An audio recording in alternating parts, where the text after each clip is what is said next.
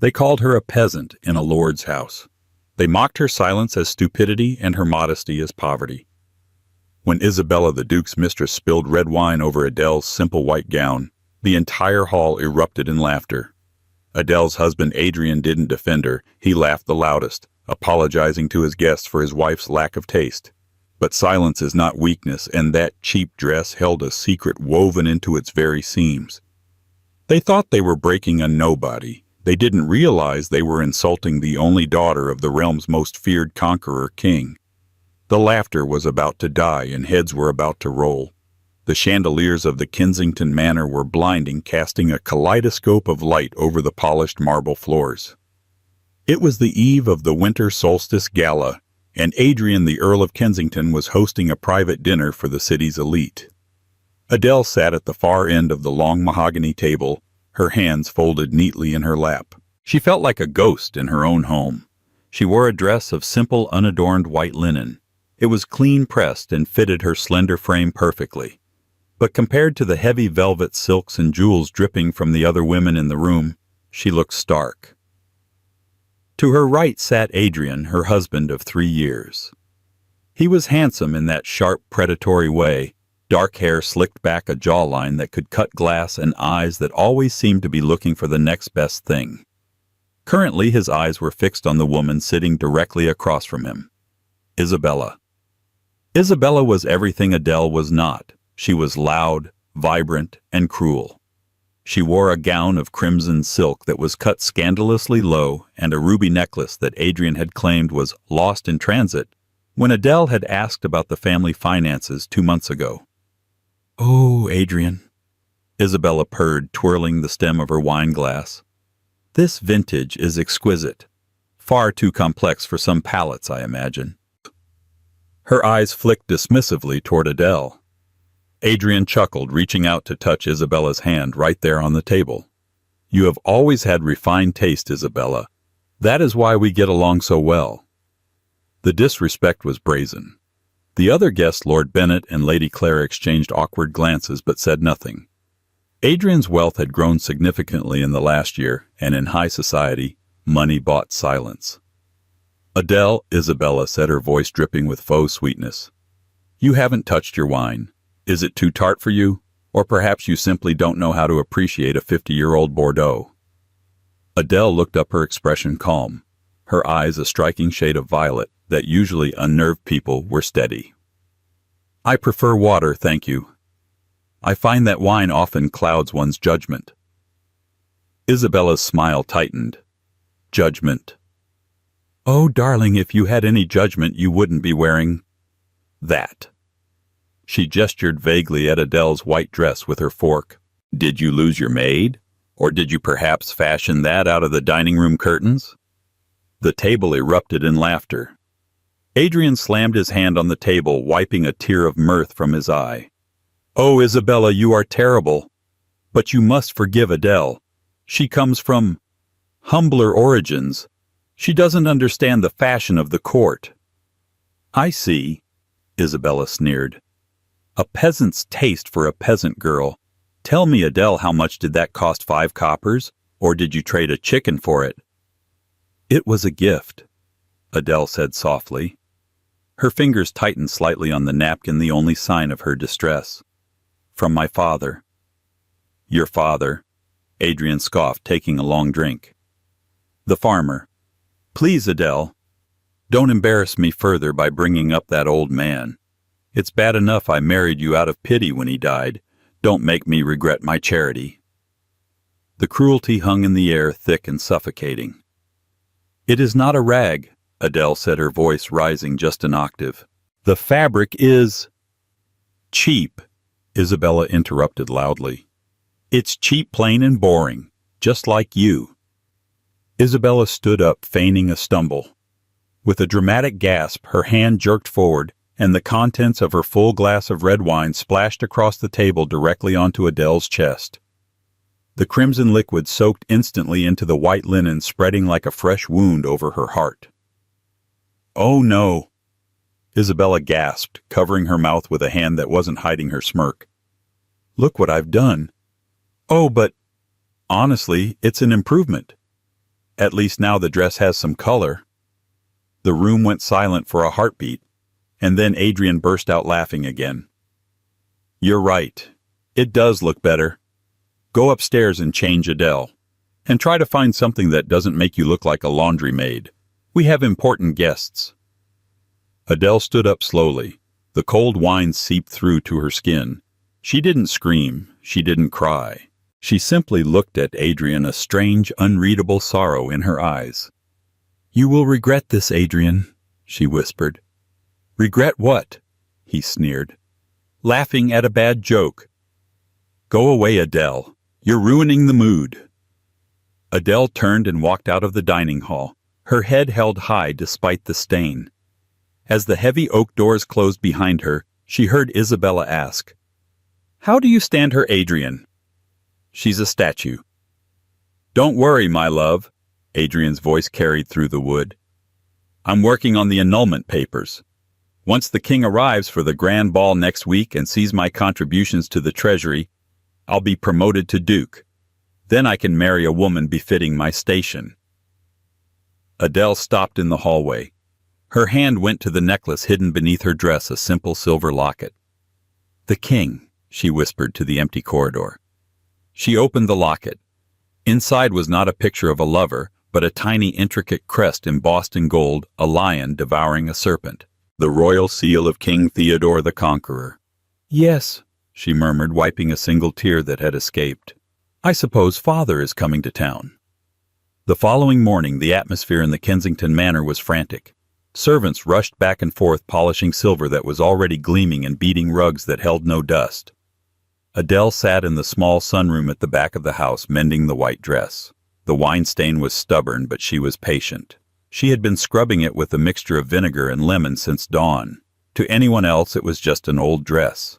To Adele, the fabric woven from the rare moonflax that grew only in the royal gardens of the northern citadel was the only thing she had left of her mother. "Madam," a timid voice spoke from the doorway. It was Sarah, the youngest maid in the household, and the only one who treated Adele with genuine kindness. She held a silver tray with shaking hands. On it lay an envelope of thick cream-colored parchment sealed with heavy gold wax. "This just arrived via royal courier." Sarah whispered, her eyes wide. "For the master."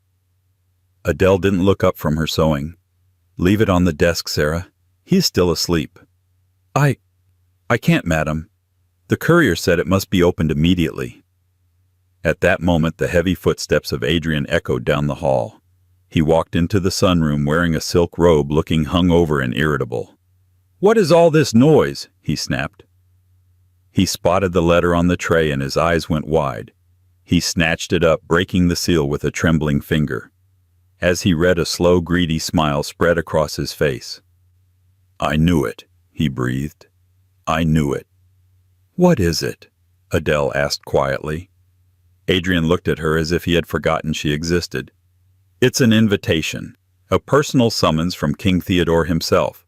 The royal entourage has arrived in the capital early. The grand ball is tonight." He paced the room, his energy manic. "He summoned the heads of the noble houses. That's me. And look here, it says he is looking to appoint a new royal treasurer. This is it, Adele. This is my ascension." He turned to her, his expression hardening. "This is the most important night of my life. Everything has to be perfect." "I will prepare my blue gown," Adele said, setting her sewing needle down. "It is modest but appropriate for—" "No." Adrian cut her off sharply. Adele froze. "No. You aren't coming, Adele." The silence stretched between them, thin and brittle. "It is a royal ball, Adrian," she said slowly. "Protocol demands that a lord be accompanied by his wife. To appear alone is an insult to the sanctity of the court." "Protocol be damned," Adrian shouted. "Look at you. You sit there mending rags. You have the personality of a whetstone. Do you think I can walk into the royal palace aiming to become the king's right hand with you on my arm?" He leaned down, his face inches from hers. "I need someone who exudes power, someone who commands the room, someone who looks like a duchess." "You are taking Isabella." Adele stated, her voice devoid of emotion. She has already ordered a dress from Paris. Adrian sneered. Gold lame with diamonds. She will dazzle the king. He will see a powerful man with a stunning consort, and he will give me the position. The king hates ostentatious displays of wealth, Adele warned softly. He is a warrior king. He values loyalty and humility. What would you know about kings? Adrian laughed, a cruel barking sound.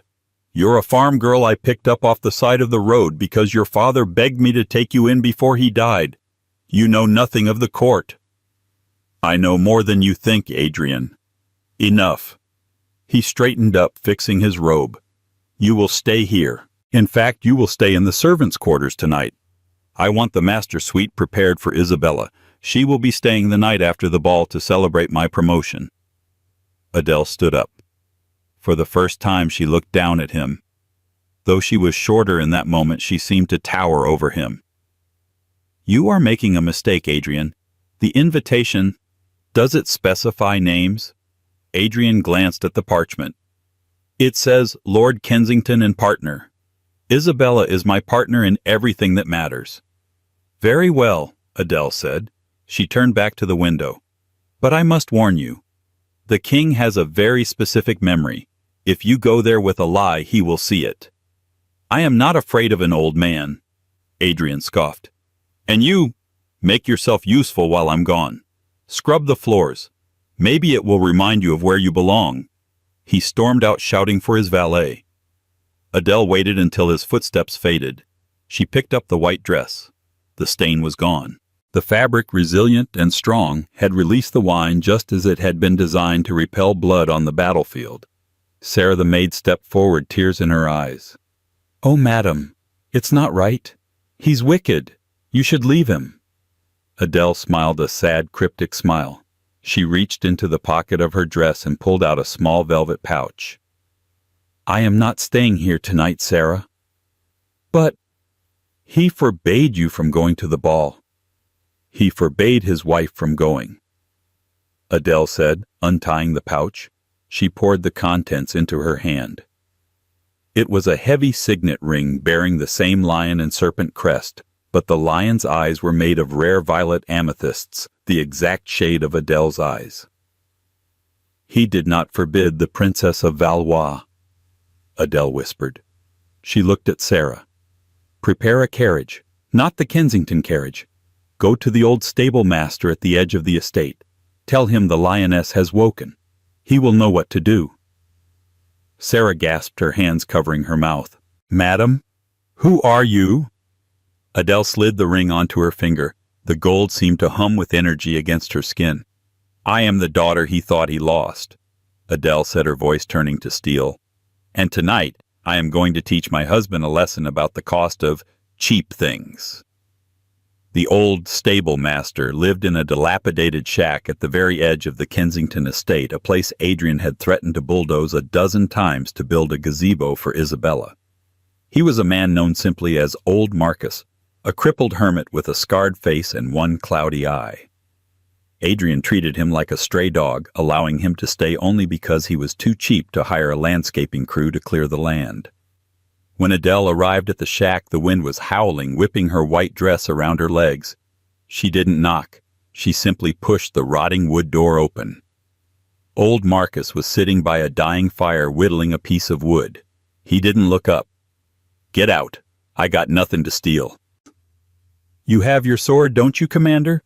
Adele asked, her voice ringing clear in the small space. Marcus froze. The knife dropped from his hand. He turned slowly, his good eye widening as it landed on Adele, not as the beaten-down wife of a minor earl, but as a woman standing with a posture that could command armies. He saw the ring on her finger, the lion and serpent. With a speed that defied his age and his limp, Marcus threw himself from the chair, crashing to his knees on the dirt floor. He bowed his head so low his forehead touched the ground. Princess Ilara, he choked out, using her true name. The king thought you were dead. 3 years. 3 years of silence. I needed to know Marcus, she said softly, stepping forward and placing a hand on his trembling shoulder. My father, the king, conquers lands with fire and steel. He believes power is the only truth. I wanted to know if love could exist without power. I wanted to know if a man could love me, Adele, the nobody, without the crown.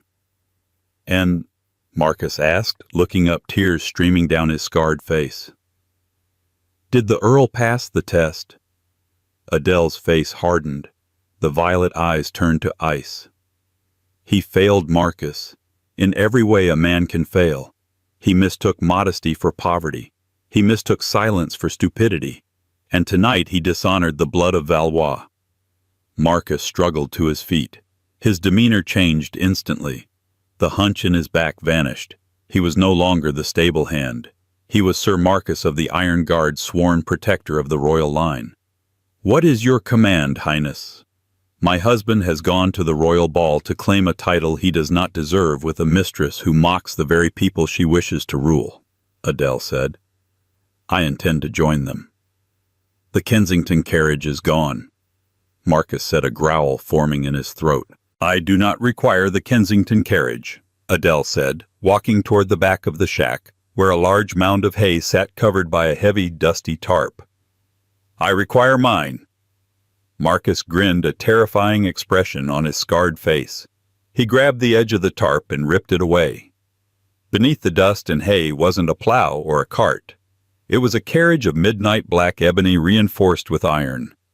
On the door, obscured by a layer of grime that Marcus immediately began to wipe away with his sleeve, was the crest of the royal house, the lion devouring the serpent.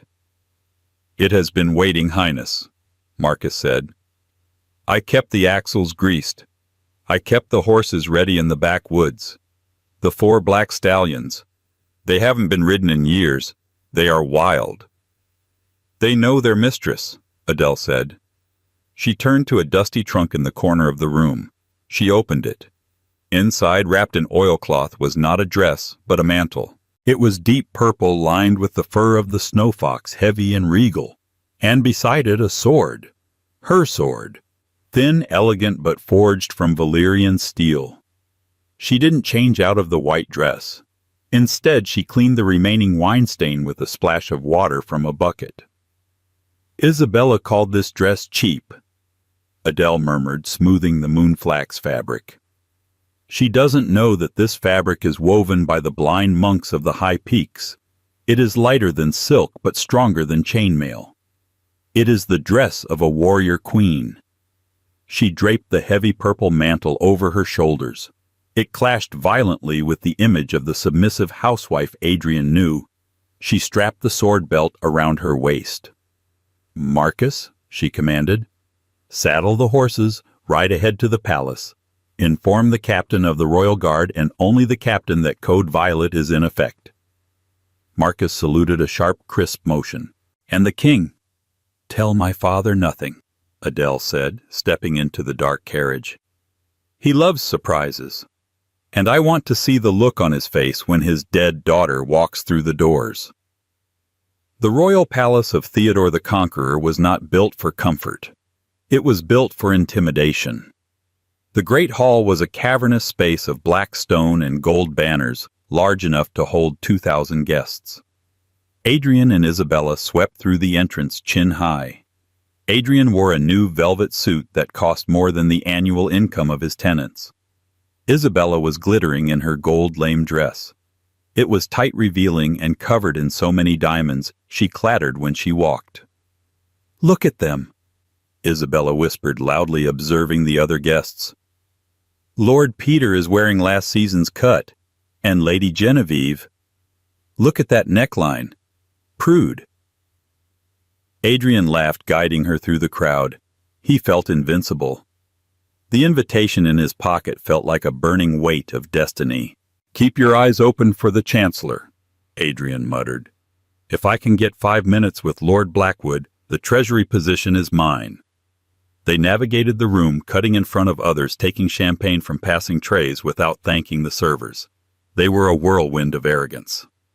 Lord Kensington, a voice boomed. Adrian turned to see a tall, severe-looking man with graying hair. It was Count Silas, one of the king's oldest advisors. Count Silas, Adrian bowed smoothly. A pleasure. May I present my partner, Lady Isabella? Isabella didn't curtsy. She simply extended a hand, palm down, expecting it to be kissed. Charmed, I'm sure. You're the one who manages the grain supplies, aren't you? Adrian tells me you're terribly boring, but I suppose someone has to count the wheat. Adrian stiffened. That was too far. But Count Silas didn't get angry. He didn't even blink. He looked at Isabella's hand, then up at her face, completely ignoring the gesture. And where is Lady Adele? Silas asked, his voice flat. I was under the impression that the invitation extended to legal spouses. The king is traditional regarding such matters. Adele is unwell, Adrian lied, quickly flashing a practiced smile of concern. A terrible fever. She begged me to come without her to represent our house. She sent her regards. Unwell, Silas repeated. He looked at Adrian with a gaze that felt like a physical weight. Strange.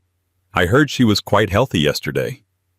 Sudden onset, Isabella interjected, linking her arm possessively through Adrian's. She's very frail, you know. Poor constitution. Adrian really is a saint for putting up with her. She's quite simple. Silas stared at Isabella for a long moment. Simple, he echoed. Yes, simplicity can be a dangerous thing to underestimate, my lady. The simplest blade is often the sharpest. He turned his back on them without another word and walked away. Rude old bat, Isabella hissed. When you are treasurer, we'll cut his funding.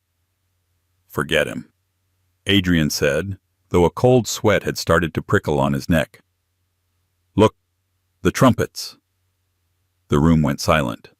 The massive double doors at the far end of the hall, the doors of victory which were only open for the king, began to groan. A herald stepped forward, slamming a golden staff onto the marble floor. All rise for His Majesty King Theodore III, the conqueror, protector of the realm, and lord of the Iron Throne. The crowd bowed in unison. Adrian pulled Isabella down into a bow. King Theodore marched in. He was a giant of a man even in his 60s. He wore armor, not silk. A massive fur cloak draped over his broad shoulders, and the iron crown sat heavy on his white hair. His face was a map of scars, and his eyes were burning coals. He didn't smile. He didn't wave. He marched to the throne and sat down, the metal of his armor clanking against the stone. He surveyed the room. The silence was absolute. My lords and ladies, the king's voice boomed deep and gravelly, I have summoned you early because I have found a rot in my kingdom. The crowd murmured nervously. Adrian squeezed Isabella's hand. This is it, he thought. He's going to purge the old advisors. He's going to make room for new blood. For me. I have spent the last 3 years fighting in the southern borderlands, the king continued. I left the governance of the capital to my council, but I hear whispers. Whispers of greed, of corruption, of men who treat their titles as licenses to steal and their oaths as suggestions. His eyes scanned the crowd and seemed to lock directly onto Adrian. Lord Adrian of Kensington, the king roared. Adrian's heart stopped, then hammered against his ribs.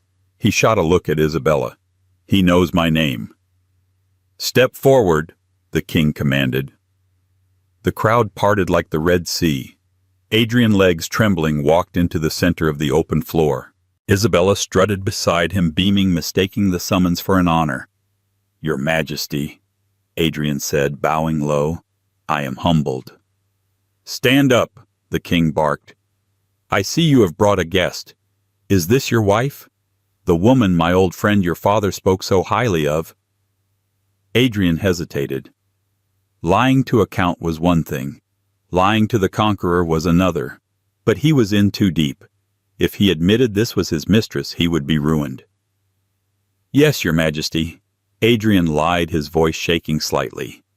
This is the Lady of Kensington. Isabella curtsied, a flamboyant, theatrical dip. It is an honor, Your Majesty. I have so many ideas for the palace decor. This black stone is a bit dreary, don't you think? A collective gasp went through the hall. You did not critique the king's palace. The king stared at her. He didn't blink. The air pressure in the room seemed to drop. You are the Lady of Kensington, the king asked softly. I am, Isabella said confidently, and the woman who was reported to be living in your manor, the one seen scrubbing floors, the one wearing rags. Oh, the help! Isabella laughed nervously. We have many servants, Your Majesty. Perhaps you are confused. I am rarely confused, the king said. He leaned forward. I was told that the Earl of Kensington married a woman named Adele, a woman of no standing, a peasant. A mistake of my youth, sire, Adrian said, quickly sensing the danger but misreading the direction. A charity case. She died, last winter, of the plague. The lie hung in the air. Died, the king repeated. How tragic. And you did not inform the royal census. I was too grief-stricken, Adrian stammered. The king sat back. A strange, terrifying smile curled his lip. Grief is a heavy burden, the king said. But it is strange, because the royal guards at the gate just informed me that the Lady of Kensington has arrived. Adrian's blood turned to ice. Impossible. She is at home. Who has arrived? Isabella snapped, looking at the door. The king raised a hand. Herald, open the doors of victory. But sire, the herald stammered, those doors are only for the royal family. Open them. The king's roar shook the chandeliers. The massive doors groaned open. The hall turned. Every eye was fixed on the grand entrance. At first there was only darkness. Then the rhythmic sound of steel boots on stone. Clack, clack, clack. A figure emerged from the shadows. It was not the Adele that Adrian knew. The woman who walked through the doors was a vision of war and grace. She wore the white dress, the same one Isabella had stained, but now under the lights of the great hall the fabric shimmered with an iridescent weave that caught the light like diamond dust. It wasn't linen. It was ether silk, a fabric worth more than Adrian's entire estate. Over the dress she wore the purple royal mantle trailing 10 feet behind her. On her waist sat the sword of Valyrian steel, and on her head, resting on her dark hair, was a circlet of white gold set with violet amethysts, the crown of the Princess of Valois. She didn't walk with her head down. She walked with the predatory grace of a panther. Adrian's mouth fell open. He felt the room spinning. It's her. But it can't be her. That's Adele. My Adele. The woman who sews in the corner. Isabella gripped his arm, her nails digging in. Who is that? She shrieked. Why is she wearing a crown? That's my dress. She stole that dress. Adele stopped in the center of the room 10 paces from Adrian and Isabella. She didn't look at them. She looked past them directly at the king. You're late, the king grumbled, though his eyes shone with a fierce pride. Traffic was terrible. Adele replied, her voice calm and carrying to every corner of the silent hall. I had to take out the trash before I left.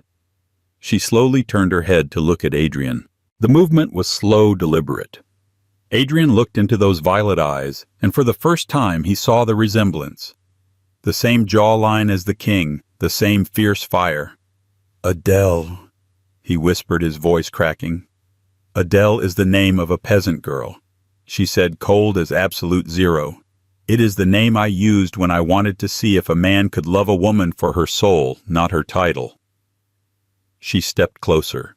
The guests gasped as they saw the wine stain on her chest.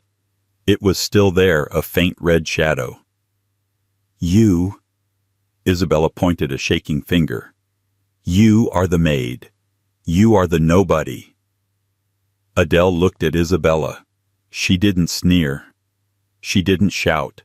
She simply smiled, and it was the most terrifying thing Adrian had ever seen. And you? Adele said softly. You are the woman who laughed at the royal weave. You called the armor of the moon monks cheap. You spilled wine on the banner of my house." Adele turned to the crowd, raising her voice. "My husband the Earl told you this dress cost 5 coppers. He apologized for my lack of taste." She grabbed the hem of her white dress and ripped a small strip off with a sharp tug. She threw it onto a nearby torch. Instead of burning, the fabric flared with a brilliant blue light and then extinguished itself unharmed. "Fireproof, blade-proof, woven for the daughters of the line of Theodore," Adele declared. She turned back to Adrian, who was now trembling so violently he could barely stand. "Father," Adele said, turning to the king, "I present to you Adrian, Earl of Kensington. The man who married your daughter treated her as a servant, paraded his mistress in front of her, and just now declared me dead." The king stood up. He drew his massive broadsword. The sound of metal on metal rang out like a death knell.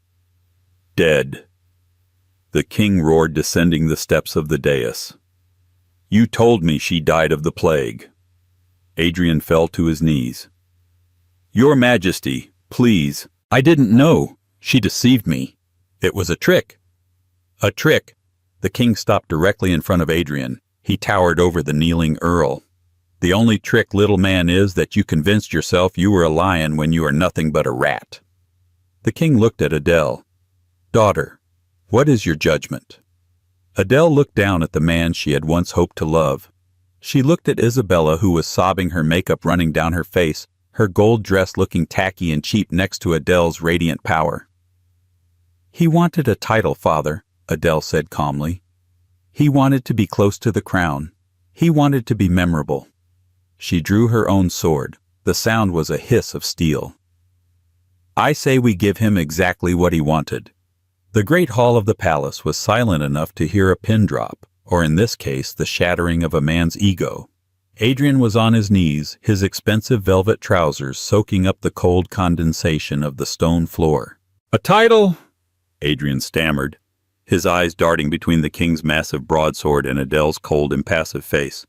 I only wanted to secure the future of our family, Adele.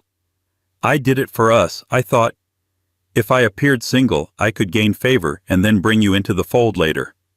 "Liar!" Isabella shrieked. She scrambled away from him, her heels scraping awkwardly on the floor. She looked up at the king, clasping her jeweled hands together. "Your Majesty, I am a victim here. This man, this deceiver, he told me he was a widower. He told me his wife died of a wasting sickness years ago. I had no idea I was trespassing on the marriage of a princess." Adele laughed. It was a dry, humorless sound. She sheathed her sword with a sharp click and walked slowly toward Isabella. "Is that so, Isabella?" Adele asked, circling the woman in the gold dress. "You didn't know. Yet last night at dinner you asked me if I traded a chicken for my dress. You knew I was his wife then. You poured wine on me to mark your territory." Isabella turned pale. That was a misunderstanding." "There's another misunderstanding we should clear up," a voice called out from the crowd. It was Lord Blackwood, the High Treasurer, the very man Adrian had been desperate to impress. He stepped forward holding a thick ledger. He adjusted his spectacles and looked down at Isabella with a look of bored recognition. "Lord Kensington introduced you as Lady Isabella of the Southern Isles. A wealthy heiress," Lord Blackwood said, opening his ledger. "However, I have a very good memory for faces, especially those who appear on the wanted posters in the lower districts." Adrian looked up confused. What are you talking about? She is a noblewoman. Her father owns the sapphire mines."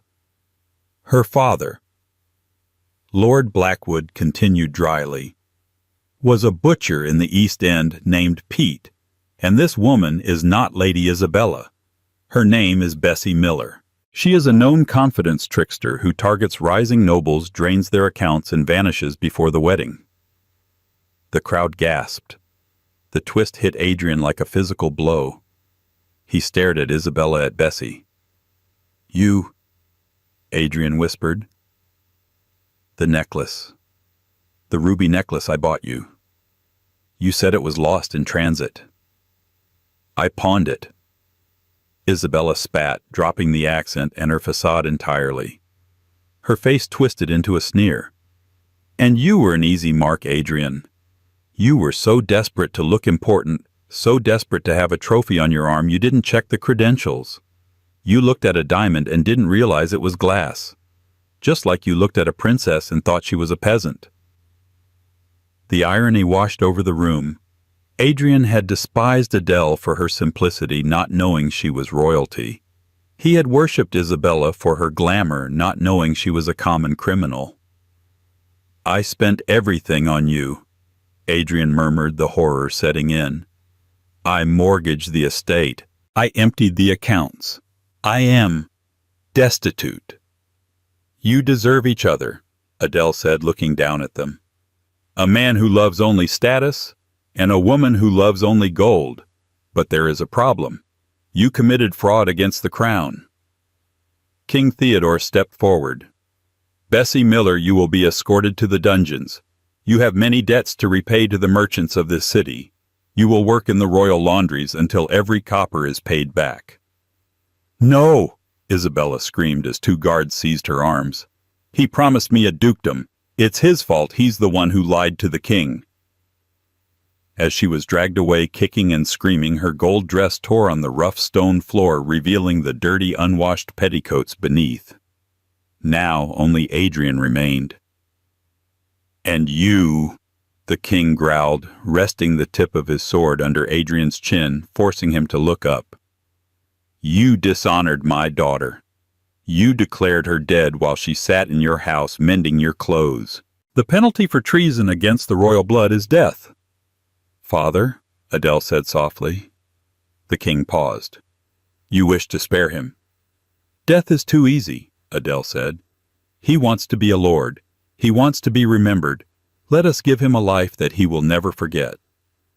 The silence that followed Isabella's screaming exit was heavier than the stone walls of the palace. The great hall, usually filled with the murmur of gossip and the clinking of crystal, was now a tomb.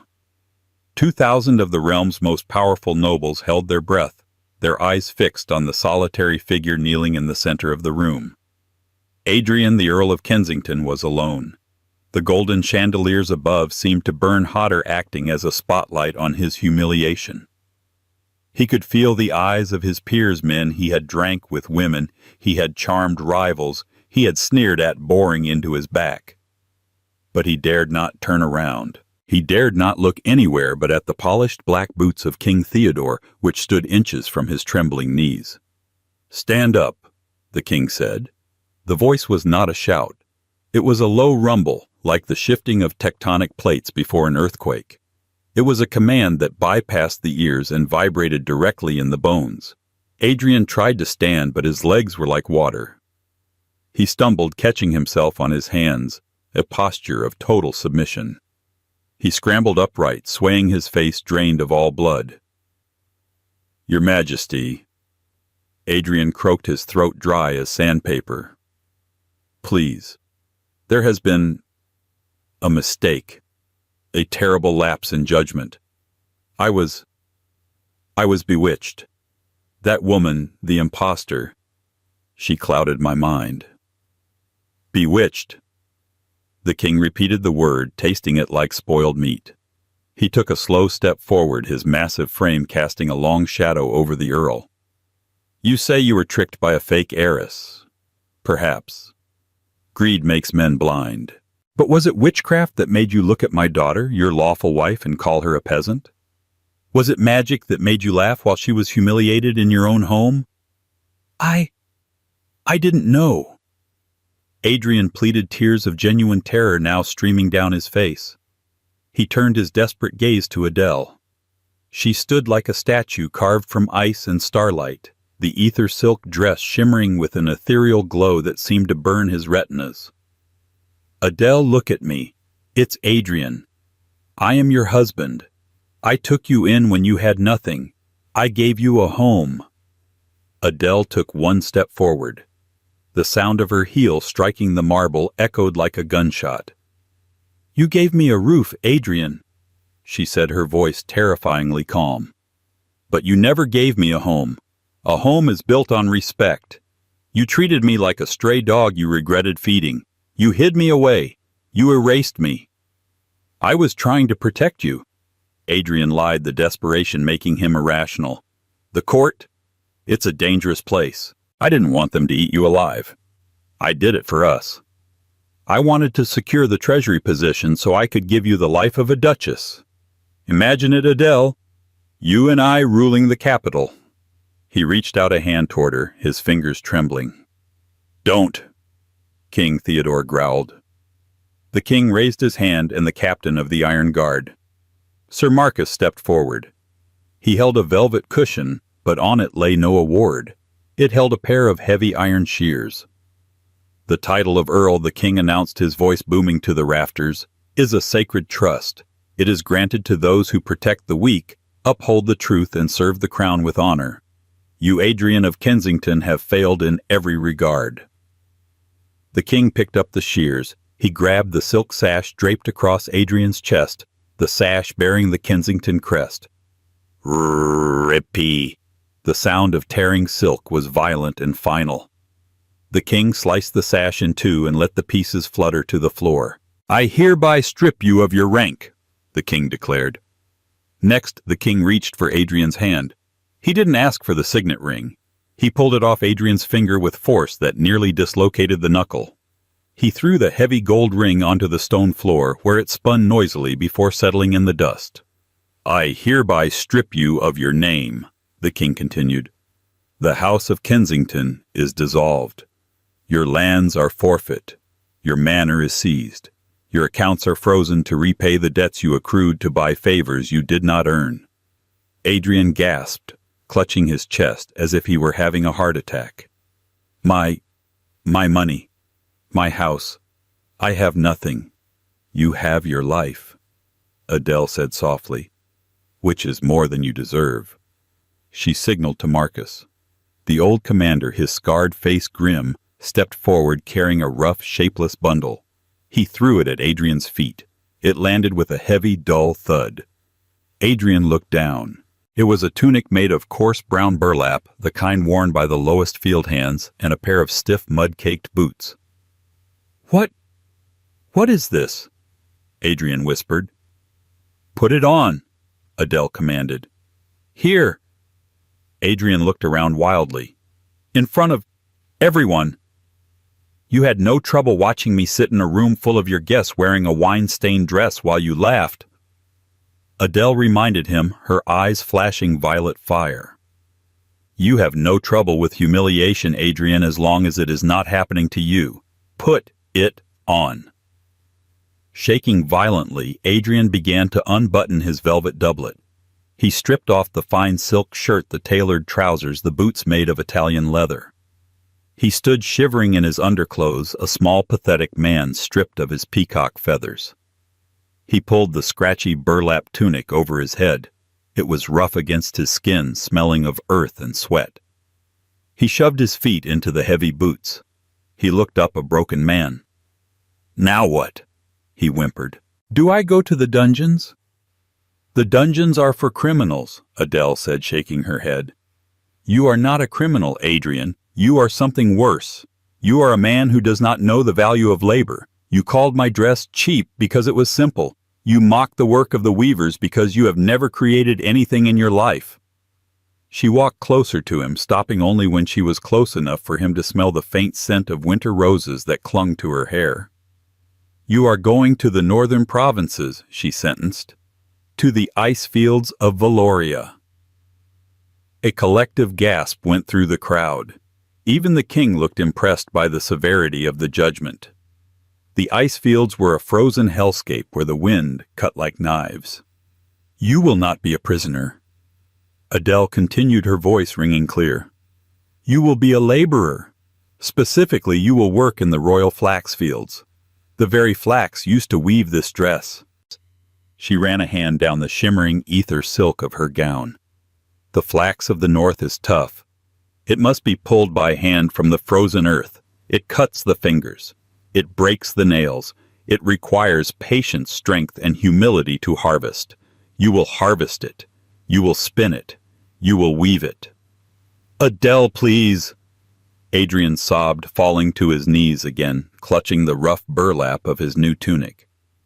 I am an earl. I have never done manual labor. I will die out there.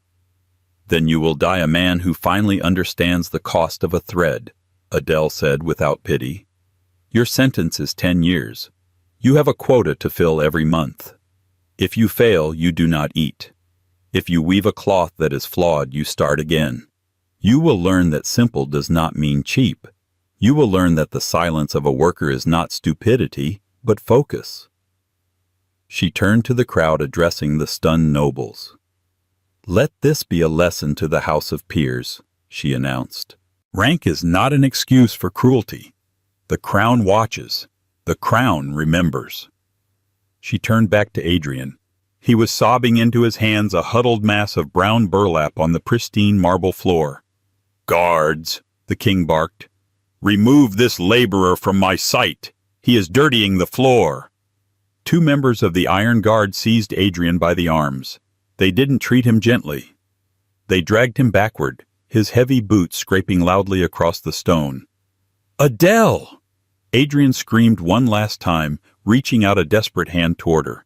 I loved you. In my own way, I loved you. Adele watched him being dragged toward the great doors of victory. She didn't look away. She didn't flinch. No, Adrian, she whispered to the empty air where he had once stood. You loved the reflection of yourself you saw in my eyes. But the mirror is broken now. As the door slammed shut with a final booming thud sealing Adrian's fate, the king placed a heavy hand on Adele's shoulder. You have a heart of iron, my daughter, he said quietly. Iron is forged in fire, father, Adele replied, looking down at the amethyst ring on her finger. And he provided plenty of fuel. She turned back to the silent room, the ether silk dress swirling around her like liquid moonlight. The court bowed low, lower than they had ever bowed before. Not out of politeness, but out of fear and awe. The peasant wife was gone. The lioness of Valois had returned, and the hunt was over. The winter snows had melted, and the royal gardens were in full bloom. Adele sat on a stone bench overlooking the capital. She was no longer hiding in the shadows. She wore a gown of deep violet, embroidered with silver thread, but her hair was loose, blowing in the wind. She wasn't just a princess anymore. She was the king's chief advisor. Under her influence, the court had changed. The extravagant parties had ceased, replaced by councils that focused on the welfare of the common people. The nobility grumbled, but they feared the White Wolf, as they now called her. King Theodore walked up behind her, his heavy armor replaced by a lighter tunic. He looked older, but happier. A letter arrived from the north, the king said, handing her a rough piece of parchment. Adele took it. The handwriting was shaky, the letters ill-formed, as if written by hands that were stiff and calloused. To Her Highness. The frost came early this year. The flax is hard to pull. My fingers are cracked. I sleep in a dormitory with 50 other men. We eat porridge. Yesterday I saw a woman wearing a white scarf. Just a simple scarf. I found myself staring at it, admiring the weave. I realized it must have taken her weeks to make. I am tired, Adele. I am so tired. And I am sorry. A. Adele read the letter twice. She didn't smile, but her expression softened.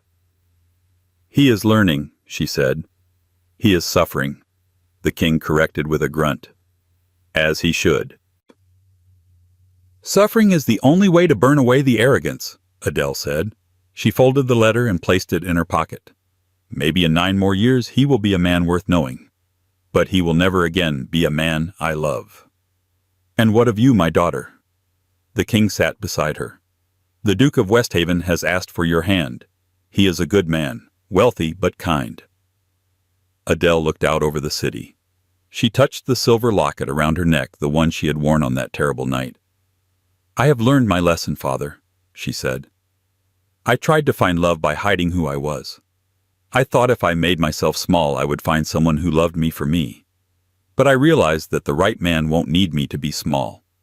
He will want me to stand tall. She stood up the sunlight, catching the amethyst ring on her finger. I will not marry for a long time, she said firmly. I have a kingdom to help you run, and I have a new project. Oh! The king raised an eyebrow. I am opening a school. Adele smiled a genuine radiant smile. A school for the daughters of the poor. I will teach them reading, writing, and statecraft, and I will teach them one very important lesson. And what is that? That a queen is not defined by her crown, Adele said, looking toward the horizon. And a woman is never defined by her dress. The wind caught her cloak, billowing it out behind her like wings. She turned back to the palace, ready to rule. She was no longer the exiled wife. She was Adele of Valois, the lioness, and she would never lower her head again. And that is the story of how a greedy earl and a deceptive mistress learned the hardest lesson of all: never judge a book by its cover, and never ever insult the daughter of a conqueror. Adrian wanted a trophy, but he threw away a treasure. He spent the rest of his days working the fields, haunted by the memory of the white dress he once mocked. It's a powerful reminder that true nobility isn't about gold or titles. It's about integrity, loyalty, and how you treat those you think are beneath you. I hope you enjoyed this story of royal justice and karma. If you felt a chill when Adele walked into the ballroom in her true form, hit that like button right now. What do you think? Was Adrian's punishment of 10 years in the fields too harsh, or did he get off easy? Let me know your verdict in the comments below. I read every single one. And if you want more stories about hidden identities, dramatic betrayals, and satisfying revenge, make sure to subscribe and ring that notification bell so you never miss a new upload. Thanks for watching, and see you in the next story.